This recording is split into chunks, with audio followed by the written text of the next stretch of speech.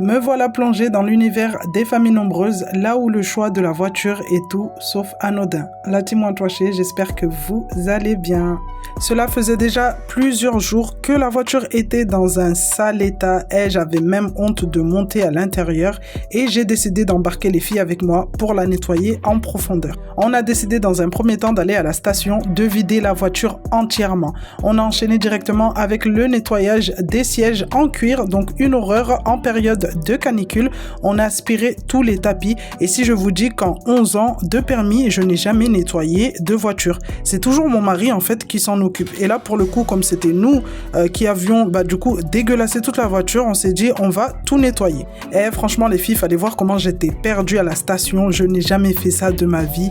J'étais là, j'avais l'impression d'être dans un autre monde. Je savais même pas par où il fallait commencer et par quoi il fallait finir. Après avoir appuyé sur tous les petits boutons de la machine, on s'est retrouvé avec de la mousse sur toute la voiture. Je sais pas si c'était normal ou pas, mais j'ai commencé à frotter.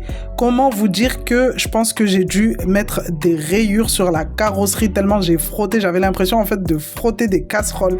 Bref, pour le coup, la voiture en tout cas était bien propre, mais c'était à ce moment-là que je réalisais qu'avoir une grosse voiture, c'est pas facile aussi.